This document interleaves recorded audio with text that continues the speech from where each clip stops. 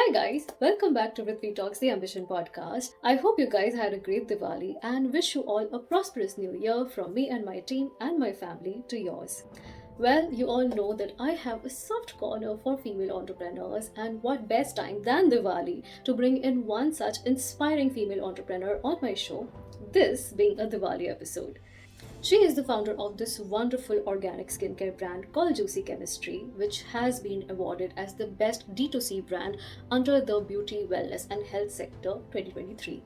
She also co-owns another brand called Color Chemistry, which again is paving its way into organic cosmetic products niche. Both these brands have been able to cater to the correct audience with a smartly crafted community building strategy and gained its consumers' trust in a correct way. Ladies and gentlemen, please welcome Miss Megha Pritesh.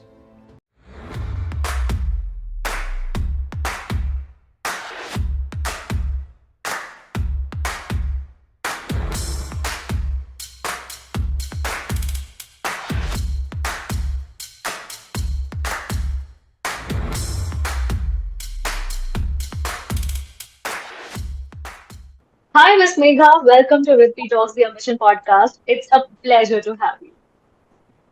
Thank you so much for having me, Vritvi. It means a lot. Okay, Miss Megha, um, what do I say? Female to female, it's always lovely to have a female entrepreneur on board. So yeah, please do tell us something about your journey so far. How did Juicy Chemistry happen? When did this idea pop up? Something about it. Juicy Chemistry primarily started with my own struggles with maintaining my skincare because I have PCOD and it was always a struggle to find the products that would work well on your skin. Um, I have done every possible treatment under the sun, and when you stop, it's like how you do gymming. When you stop, the efficacy of the treatment goes away. So I wanted something that I can do in perpetuity, something that I can use on a daily basis, and make sure that my skin doesn't, flare up with acne, and it's just something that keeps my skin healthy. Mhm. So I just decided one day that I want to try natural products because I was done with the kind of treatments that I've been putting on my skin, and the kind of expenses I was making. We were going through a little bit of a downtime with our financial status. So to say, we were running through financial problems with our family business. So I we were just having a routine trip in the mall. Pritesh and I was just looking at some products, and he suddenly just pointed out. I said, this looks interesting. The person is saying it's for acne prone skin and so on. But he was just flipping it around, and he saw some ingredients in it which he was using in his petrochemical industry. And he said, why are these products in a natural product? And I said, Mm-hmm. I don't know. I mean, I've never really turned around a product and seen the ingredients. And Yeah. he said, strange, I mean, these ingredients shouldn't be here. And then, because my background is in criminology, journalism, I'm somebody very inclined towards research. I went online to start hunting about it and read more information about it. And we started calling up friends and family, and almost everybody had a similar answer that I use XYZ brand, it's natural, but I don't know what goes into the product. And Yeah. that became a gap for us. We realized that nobody really looks into their skincare products or the ingredients that are being used. They just look at the front of the label, and if the front of the label says it's got neem and hibiscus and avla or Yeah.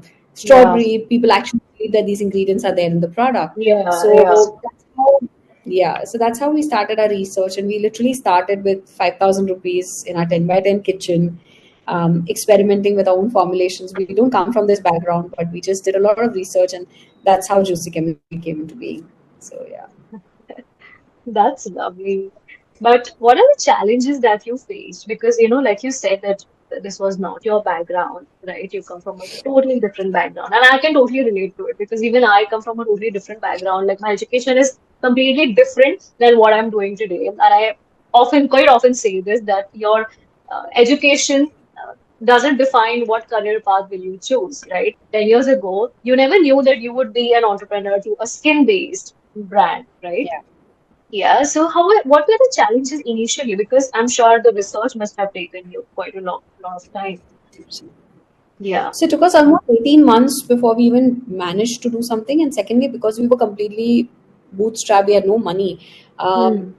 to get any resources was very difficult. So it was just Pritesh and me trying to do this. And the biggest challenge over here was the formulations that we were trying to create. I mean, today, if you you'll not necessarily find a juicy chemistry dupe in the market, because we didn't go for a white labeling. We started manufacturing our own products. So here the biggest difference was, we wanted, it was very clear in our mind that we didn't want to use certain ingredients in our product, not because of anything else, but the fact that I wanted something pure. So if Mm. you were to make a uptan at home, how Mm. clean and fresh that would be. We wanted to do Mm. something like that, but we actually wanted to even provide. So for me, the Yeah. idea was, we wanted not just natural products. We actually wanted products that were truly organic in nature. They Mm. were unadulterated. They didn't have preservation. They didn't have emulsifiers, stabilizers, and all of those ingredients which you normally get on the shelf of every Mm. supermarket. So yeah, the idea was, how do I manufacture a product that has fresh ingredients and it stays for at least 6 months? And that was the start of the journey. So for us, the biggest challenge was educating the consumer why the Yeah. texture of the product is like this. Why is it not a ready to use one? Why is it in a Mm. powder form? Why is it, the butter is melting in sun? Because it's Yeah. pure whipped butters. So if you put it out in sun, it will melt. We started Mm. using pure cocoa, pure shea, pure mango butter, and we were mixing it with some carrier oils and then a couple of essential oils to avoid the fragrance factor as well. We were using therapeutic essential oils within their dosage limit, and those products, they have a very different texture. I don't know if Yeah. you've ever tried a juice chemistry product, but if you try the products, you'll see that they're very different in the way they feel, the way they absorb into the skin, the way they Mm. apply, the way they smell. And that became a very big challenge to explain to an audience why the texture is like this or why the product. So the knowledge transfer was really a lot. And then Mm. when we chose to go organic, we also wanted to make sure we are not using the word just loosely. So organic Mm. certifications involve a lot of compliances, and to Yes. find that became a very big challenge, because the farms had to be cleaned up for almost 3 years without chemicals, pesticides, and so on. So to Mm. find a supplier that was willing to do that was a very big challenge. So Mm. that's where the journey, initial stages, these were the biggest roadblocks. And along with the fact that we were bootstrapped, it became quite challenging, but it was a slow and steady growth. Yeah.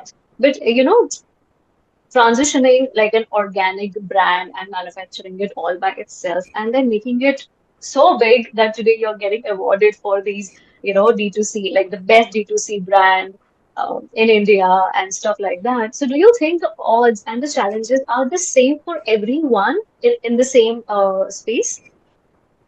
I think it also depends on what your end goal is, right? I mean, for us, it Mm. was not just about being organic. Sustainability was at the core of the brand. We were all Mm. about working with the farmers. We were all about, ensuring the packaging was fully sustainable. How Mm. can we reduce our carbon footprint? How can we do plastic neutral? So there were a lot of challenges in that format. Most of the times, what we see is, at least in this industry, there's a lot of white labeling that happens. So the Yes. brands primarily could be marketing brand, right? It could be a marketing brand that has a concept, that has an idea, and then those products are manufactured by a third party, and then they're just marketing it. For us, Yes. because it was right about sourcing, for us the source of the ingredient was extremely important. The day I Mm. understood that a tea tree essential oil cannot grow in India, it has to Mm. grow in its native, which is Australia or South Africa, Yeah. and then to source that ingredient right from the farm, and building those relationships, that became the core at Juicy Chemistry, of how to ensure that you're sourcing the ingredient from its source for its full efficacy. Because at Mm. JC, we were not dependent on synthetic standardized ingredients. We were dependent Yeah. on the ingredient itself to do the job. So if I'm Yeah. saying for an acne prone skin, I'm using tea tree, or for dandruff, I'm adding tea tree, my tea tree had to be of that top notch quality to make sure that it works. I wasn't Mm. adding tea tree with another, say, salicylic acid, which is a synthetic ingredient that will do the job, right? So I had Mm. to make sure my tea tree could do the job. And that's why Mm. for us, the sourcing story became a core value. So, yeah. So that's where the Yeah. difference comes. Yeah, but I think this whole narrative of being organic and yes, it is all pure and it works specifically on acne prone skin. I think this narrative really worked and hit the right chord with your audience. Yeah. No, I think it also makes a difference when the founder put themselves out there, right? I mean, from day one, Yeah. Pritesh and I put ourselves out there. We were very open about our story. We were very open about my skin conditions, and all of the changes that I went through. Even postpartum, I was very open about the kind of pigmentation I got due to the kind of medications and so on. Yeah. So I think audiences relate to a real person who's running a brand as vis-a-vis. And mind you, 9 years back, nobody was doing that. Today Yeah. you have a lot of driven community. But 9 years back, nobody was really doing this. Hmm. People didn't know who owned the brands. People didn't know where to reach out if they faced an issue. But with us, we were very active on our social media. We were very active on Facebook. We were a D2C brand primarily. So audiences knew exactly how to reach out. So that made a world Yeah, of difference. yeah. That's amazing, but truly inspiring for all the female entrepreneurs who are young female entrepreneurs who are watching this. Because yes, it takes a lot of zeal and enthusiasm to even, even start. Yeah. Yeah. So I think that's where the push is, right? The Yeah. initial start. There's always questions. How can I do it? I mean, today, we see people come in with such huge funds, with just a concept. With us, it was literally 5,000 rupees. And, we were doing business in glass jars, which were unheard of, and once it got to a point where we had to ship and we needed a more practical option is when we started, looking for packaging alternatives and so on. So it had a Hmm. journey. It's a beautiful story, and it's grown over the last 9 years at its own Yeah. pace. So yeah. That's amazing. So, talking about entrepreneurship, like I said, female to female, let's just highlight this point, or I would like to ask you this, that what were the odds for you being a female entrepreneur? And us women doing the whole balancing act of handling a business, putting all ourselves out there. And then again, we have a house to take care of. You have a child, so how was it? I think I've been We'll very go phase blessed. wise.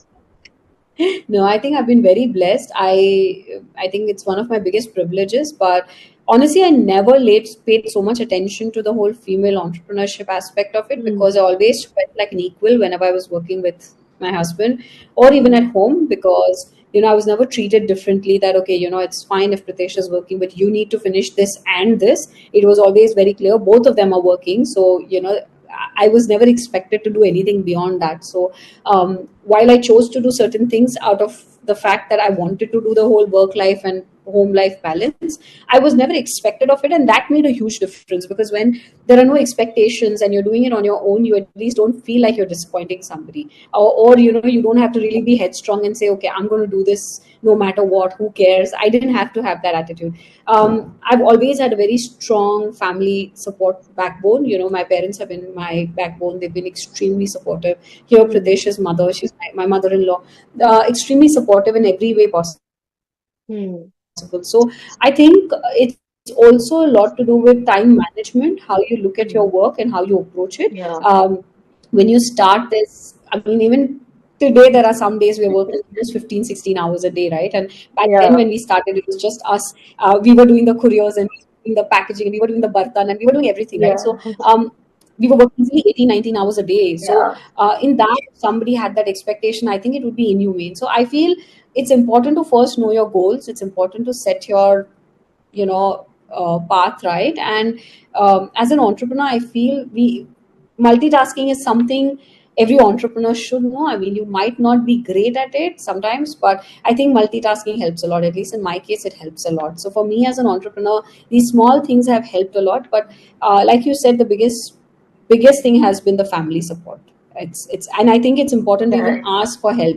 If you need help, there should be no shame in asking for help. There are days where, even today, when Mira has to go to school and I'm exhausted, I work late at night, I don't shy away from telling my mother-in-law, Ma, I'm going to sleep a little bit late. Can you just make sure Mira's ready for school? And it is taken care of. I mean, I don't Yeah. hesitate in asking for that help. I don't know how it works with other households, but I always tell even some of my top women, Yeah. in the executive role, that I have, I always tell them that it's important. If you don't have that support system and career is something you really want to build a support system in the form of help, house help, Hmm. or somebody you can depend on, because it really helps. It really takes care of a lot of that burden. So yeah. Yes. And I think a lot of women shy away from asking for help. They feel like, it's not fair on their part to even ask for help. Okay? Because we are, conditioned in that way that, oh no, it's all our responsibility. If I'm stepping out of the house or if I'm building a, business also. So it's all my responsibility to take care of. So I think you put across a very correct message that, women should not shy away from asking for help and build a support system first before you build a Yeah. career. And also, I've not been raised like that. I mean, my mother has also Mm. been very clear. I have an elder brother, and it was very Mm-hmm. clear we both were equals at every point. It was That's never lovely. that, Megha being the girl has to think in this direction and she has to. My parents, in fact, from a very young age, I've been earning money since I was in grade five. My parents have been very clear. No matter what situation you are in, you should be able to be independent financially, and that was a goal my mom was extremely headstrong about, that I want my Mm. child to have her own financial independence. So I think if parents start thinking like that and literally tell the girl child that this is what it Wow. is, I it can bring about huge change. And yeah, so, Yeah, I think it's high time that our country should think about this kind of change very seriously. It is happening yeah, these days, but not to a level that, we could have expected. But yes, it will yeah, be there slowly and steady. I agree. I agree. Yeah. But in this whole journey, Miss Megha, did you ever feel like giving up? Because building a business right from scratch is really not easy. It's hard, some days you get a lot of Yeah. anxiety because especially last 2 years, what happened in the industry, and the kind of clutter we saw happening, and the kind of um, the huge surge of brands that happened, it feels a little unfair at times. You feel a little dejected that where am I going wrong? I'm Yeah. trying to be honest with my consumers, I'm trying to be so honest about the products that we make and so on, but Yeah. I think you snap out of it happens for a couple of hours, a couple of days. There are Yeah. low days, will feel down and out, you'll feel miserable. There are days you just don't feel like getting out of the bed, and you feel like, okay, you know what, I'm not meant for this, because essentially Pritesh and I both are product people. We are not marketeers. We don't know how Yeah. to talk much about the products. We prefer audiences to talk about it. We prefer to do word Yeah. of mouth and so on. In the first 6 years, honestly, we spent a lot of time building a community, first 6 or 7 years. So it was never about just sell, sell, sell. And last 2 years made us do exactly the opposite, because what we saw in the market was just sell, sell, sell. At all Yes. cost. It was wrong messaging. There are no you know standards as far as beauty is concerned in India. There are no regulations, and we are trying to follow European structure and standards Yeah. and so on. So for us, it became a very big challenge, because the quality of the products meant utmost priority.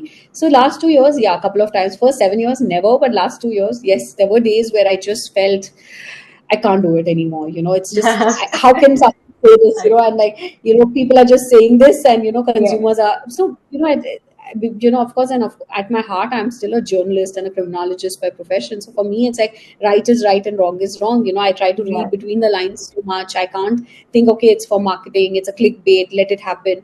I can't do that. So for JC, we've never done something like that. So spreading misinformation, Yeah. fear mongering. We've not done all of that. So in the last 2 years, when we started seeing all of that happen, it became a little bit stressful. But we're right now, like, I'm back in that zone. Like, no, I'm going to plow through. We're doing a great job, and we're talking about good stuff. And let's just spread positivity and let people understand the messaging. And Yeah. maybe as an organic brand, we are a little too early for India, because in the West, Correct. especially Europe and Australia, organic has been trending for the last almost 2 decades, and they Yes. have been, a lot of people have gone vegan, a lot of dietary changes are there, a lot of people are, hardcore into sustainability, and they are into, organic living, holistic living. So I have hope.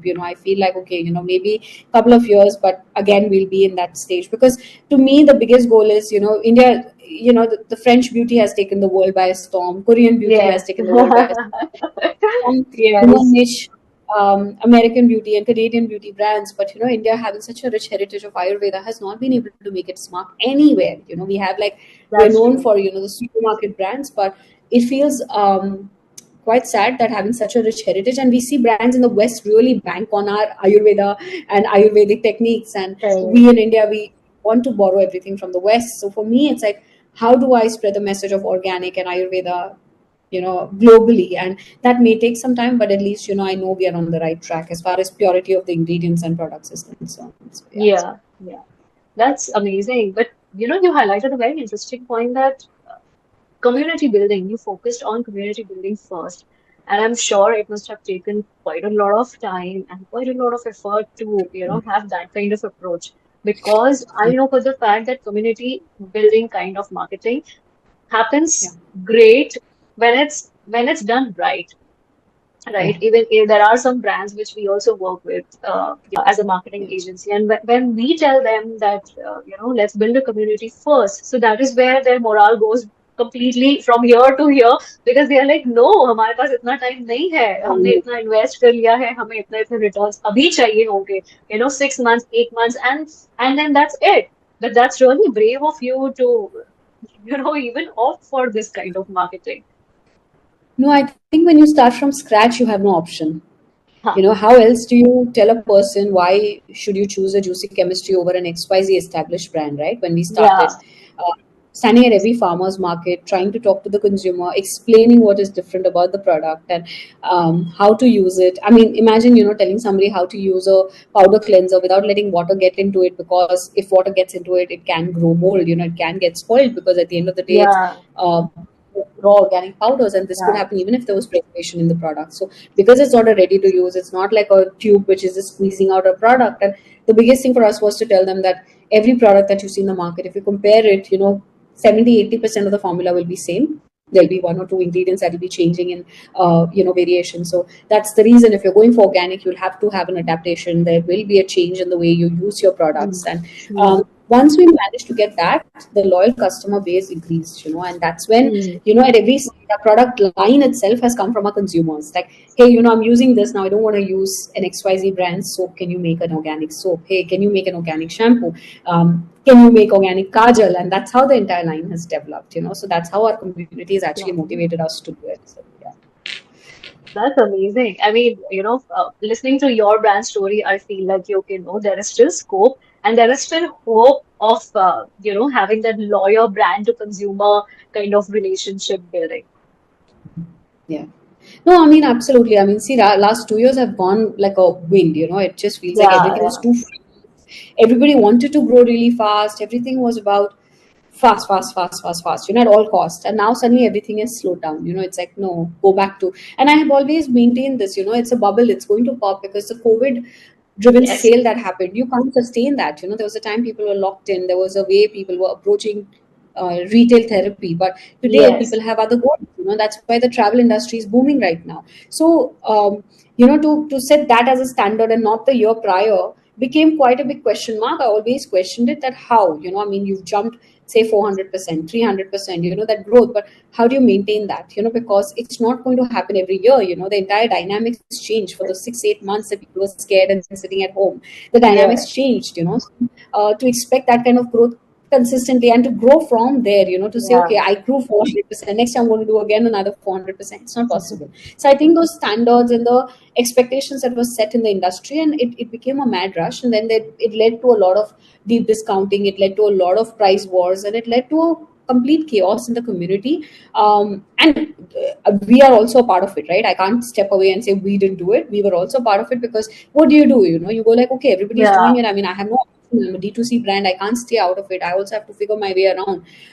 But unfortunately, now that there's a lot of clarity, there's a lot of, you have to tell yourself that no, I'm not going to do the herd mentality thing. I'm going to step back. I'm going to do what is right for my brand, what is right for my products. Maybe it'll take me a couple of years more to get to a number that I would be satisfied with. But this is it, So I think that's very important, and this is where your community really tries to get your head around. They'll tell you Mm. that, what, this, don't do this. Your products don't need this. Your products don't need Yeah. that. So that Correct. helps a lot. So I think Yeah. there's a lot of scope, there's a lot of hope, and there's a reason why traditional businesses took so long to build. There's a reason why, not everybody is lucky enough to get to a dream number, and of course it takes a lot of time to get there, but not everybody is lucky enough to get there. So it's Yeah. about how you build yourself a sustainable, strong business that makes you and your country proud. For me, it's like, how can I make India proud with this business of mine? So yeah. How lovely. I mean, very few entrepreneurs think like this, that, okay, no, it's just not them or it's just not their community, but it is also about a bigger picture that is named as country, that is labeled as country, that yes, we are a part of, this wonderful culturally rich heritage Yeah, that started exactly. from India. Exactly. Yeah. No, for me, I am very proud that it's a made in India brand, and I want to spread that message. I wanted to. Hmm. I mean, Pritesh was at a conference in UK. He was invited for some honor in the UK Parliament, and they told him, "Why don't you manufacture in one of the West countries? You will get a lot of snob value." And he said, "No." He said, "I want that same value when it's made in India." And today, I think we're there. People are very Yeah. proud of saying it's made in India. People are talking about Indian heritage. People are talking about Indian culture. I see that wave happening even with my NRI friends. They talk about how for a change they feel very proud to say they're Indian. So I think that wave is there, and I'm really happy that we are in the middle of it. So yeah. Yes. Coming to the whole ecosystem of the skincare based brand and female led businesses over here as well. Not just female led, but yes, the whole ecosystem of the skincare industry. Does it become awkward for you when you meet your contemporaries at some events or some conferences, or how is it? Is the competition like quite healthy? Oh, absolutely. I think it's I think there's India is a huge country. There's potential for everybody. You can't say you stole my business. See, of course, there are scenarios where people outright just copy your products or outright just Yes, copy yes. content, and that I think is a strict no-no. But I think most of us mature founders, we don't really engage in such stuff. I mean, I remember when JC was a little smaller brand, we've been ripped Hmm. off, completely in every possible format. There were pages where our pictures were plastered, and somebody would ask if this is a sister brand of JC, and I'm like, no, I mean JC has no sister brand. But I mean, those things happen. But otherwise, it's always a pleasure. It's always a pleasure to interact with fellow founders. It's always good to Hmm. know. In fact, recently I was traveling and I met a couple of founders. Hmm. And there are founders that you look up, like, somebody like a Vinita Singh from Sugar, she's always lovely when you interact with her. She's got, a very pleasant way to talk, and she's somebody I admire. So Yeah. I think it's amazing ecosystem. It's something where, everybody has something that they can help somebody with. And of course, product differentiation is very important. I mean, for me, I'm very Hmm. confident with the products that Juicy manufactures.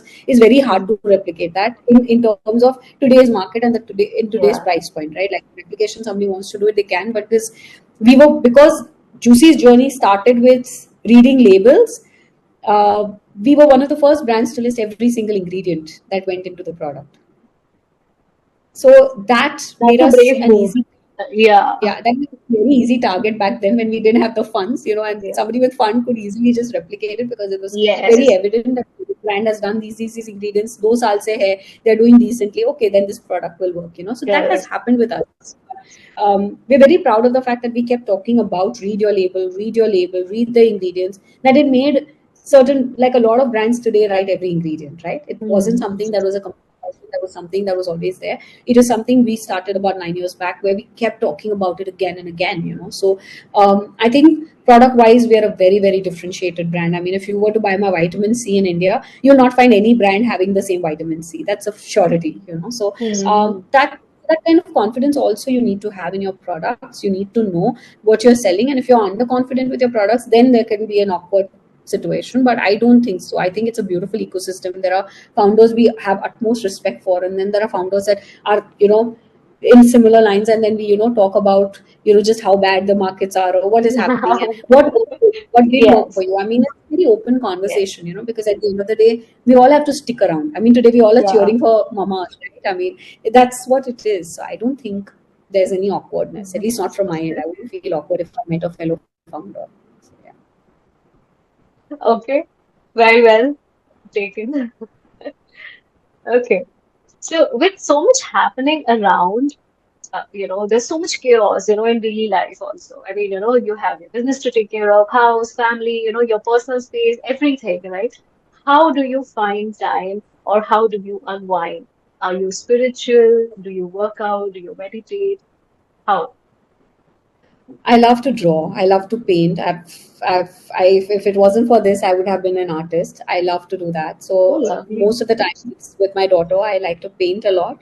Or then in the night, after every day, everything is over, I sit with my journal or I sit with my little diary and I'm doodling something. So that really helps me. I love to read a lot, Mm-hmm.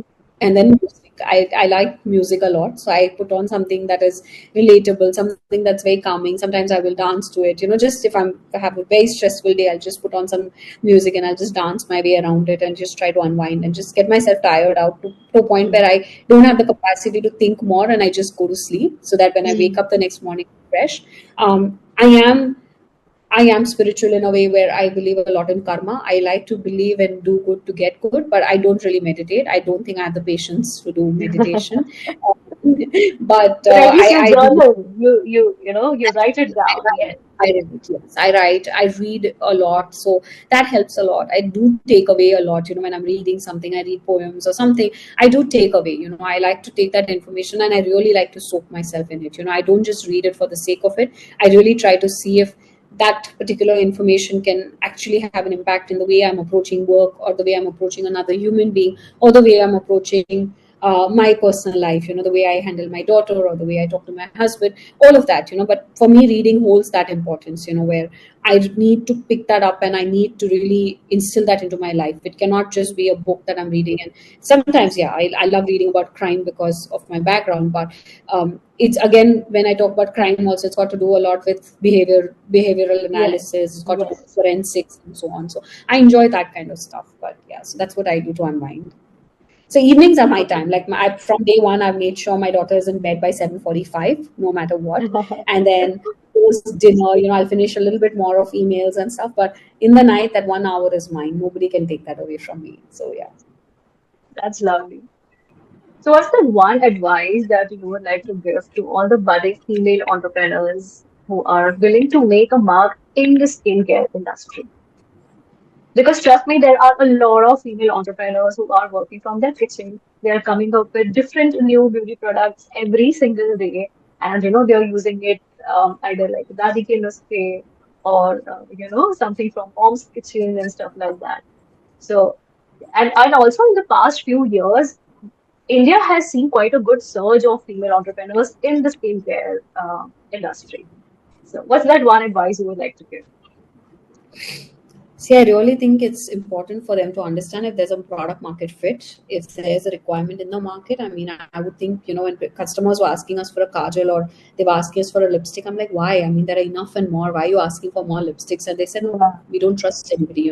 Is there an organic lipstick that you can do? And that was a big challenge for us, right? To make certified Yeah. organic foundation, compact, concealer that's 100% natural. I think you really need to have a focus that, is there a requirement for this product? See, if you're doing it at a small scale within your community, you're thinking, okay, I'm out of Bombay, this area is mine, there's enough and more business for that, right? But if you think I'm going to get onto marketplaces, I'm going to scale up and make, tens of crores and thousands of crores, it's a very hard task, right? It's really, really hard, and you really need to know how much it's going to cost you. You should not get so invested that when you want to pull back, you don't know how to do that.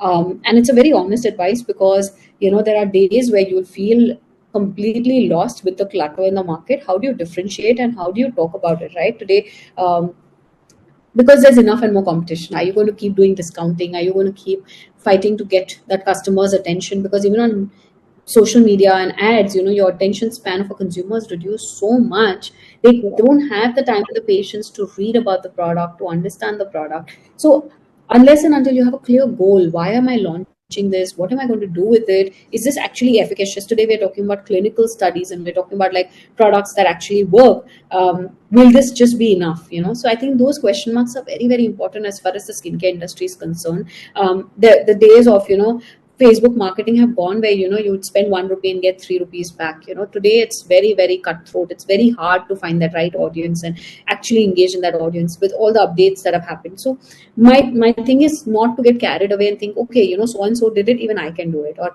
isne kiya hai na, ho jayega. I think that's the wrong attitude. It would have probably worked 5-6 years back, but today it won't work. You really have to have a strong differentiation, and especially when you have like the celebrities of the world getting involved, and they are also building their own brand. You need to know how to market your product, right? Like today Yeah. I'm also learning how to market my product. If you don't know how to do it, no matter how good a product, sometimes you feel like you're lagging behind, and that frustration can get a little bit like you can feel a little low about Yeah. it. So I think it's very important to have your headspace right and to know about all of these things before you really go and say, I'm going to do this. And I mean, of course, we see the likes of, Sugar, Mama Earth. We get inspired by it. We get inspired by it, but not everybody can get there. It takes a lot of metal. It takes a lot of hard work. And even if, with all the hard work, it just might not work. It just Mhm. might not do the job, because there are some brands that are just that can make it. I'm not being somebody who's being a pessimist, but I feel it's very important to have this clearly in front of you than to think, okay, I can also do this. So yeah. Okay, cool. So now it's time for a quick rapid fire. Okay. Okay. Starting with, I don't know how how well will you perceive the questions, but yes, can be a little tricky, but yes, not much, Okay. but Okay. I'll try my best. okay. What was your first reaction when you heard about vocal for local? I was very happy Mm-hmm. because I thought it's phenomenal. I mean, like I said, people are actually proud of what's being made in India. As a country, we've always been extremely fascinated with what's coming from the West. So it felt amazing that okay, there's actually a tag that is being given to local brands, and there are people willing to do shout outs and talk about brands made in India. So I was very happy. Yeah. Okay, cool. Where do you see Juicy Chemistry in the next 5 years? Can we see them going global? Yes, definitely. We are actually on our way. We are this month we're launching on UAE, Australia, and USA Amazon. So we are hoping to go global very soon. We are already present in a few countries, but with private distributors. So we are hoping to go global with a bang. So yeah, Well, way to go.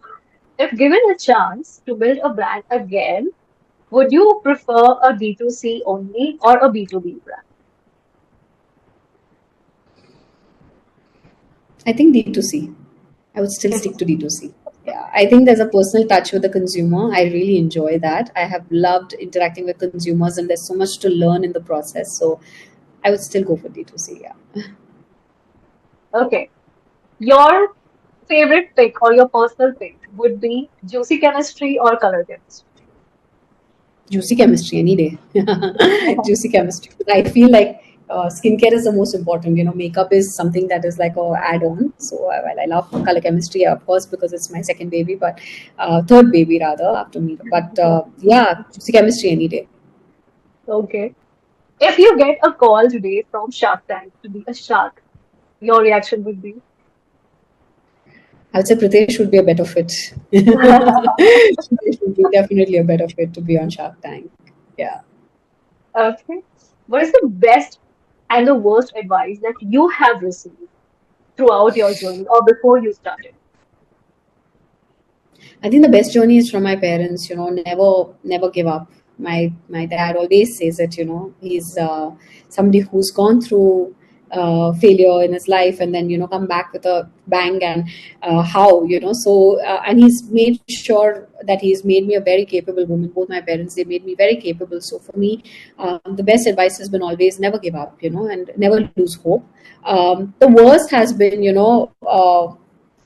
grow your business at all cost. That's I think the worst business because I don't think like traditional businesses work like that, and I'm all about traditional businesses. So I think that's the worst advice. Grow at all costs. I don't think it works, and it might work for some, but I don't necessarily think it works for everybody. And in that whole process, you tend to sometimes if you don't know where to draw a line, you can really go over the boundary, and then to Oh, come wow. back becomes very difficult. Of course, with us because we are two of us, we keep each other grounded, and that's really helped in controlling this urge to go crazy. But yeah, that is, I think that's the worst advice. I think that's the worst advice that can be given to any founder, because founders know how to build their business. I mean, I think there's a reason why founders have managed to come to where they are. And if suddenly they start getting these contradictory Thoughts. opinions, advices, Yeah, yeah. it just and sometimes you do have FOMO. You feel like, oh my god, everybody's getting there. The numbers are being thrown around, but the reality nobody knows. Yeah. What is on the balance sheet nobody knows. So I feel that's like one of the worst advices. And it's always tough.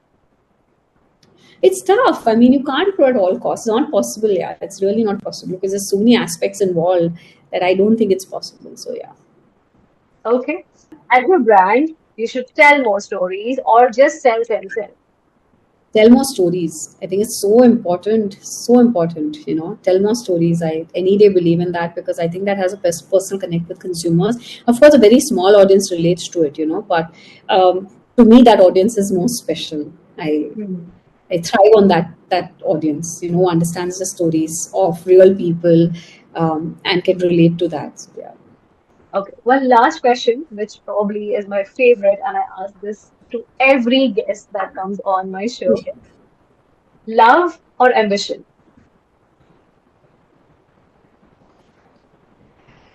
I think when ambition doesn't compromise love, then both can be done hand in hand. But if ambition is going to come at a cost of love, then no, I'm not okay with that. So, yeah. I mean, I should know better. Pritesh and I have been together for the last 23 years. We've been together since high school. Wow. So, we built our business together, we built our lives together. So, we've been together for 23 years. And I think there's space for both, coming from personal experience. If one has to walk over the other, then it's not fair, So Hmm. I'm the love part of it. Pritesh is the ambition part of it. So I think we You have already balance it found out. the balance in your life. So we balance it out, because I think there has to be room for both. You can't walk over each other, but there's room for both. Yeah. That's lovely. Yeah, that's lovely. I mean, it was such great episode that I had over here. This conversation, I think I'll cherish for a lifetime because, I'm definitely walking away with a lot of key insights today. Thank you so much. I don't have a filter. Pritesh Chaudhary says you don't have a filter. I just speak what's in my mind. I don't read questions. I just go in and just answer from heart. So I'm hoping that works for you as well. So yeah.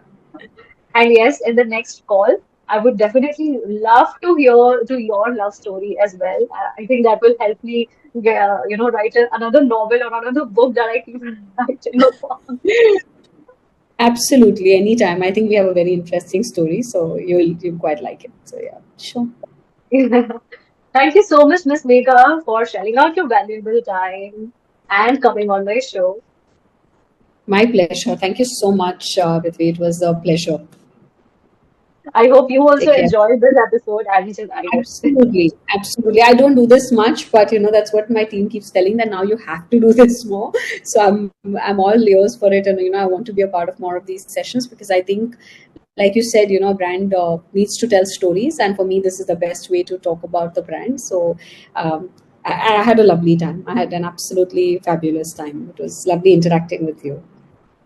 Thank you so much, Miss Megha. Take care. Thank you, Ritvi. Have a fabulous holiday season. Wish you a very happy Diwali and a prosperous New Year. Thank you so much. My pleasure. Take care. Take care. Bye. Episode अच्छा लगा? Don't forget to hit that subscribe button and watch this space for more, because we have a great lineup ahead for you all. And share this video with your friends and family, and with anyone you know is willing to start their entrepreneurial journey. Until then, like I always say, don't forget to believe in yourself. Happy living, people. Take care.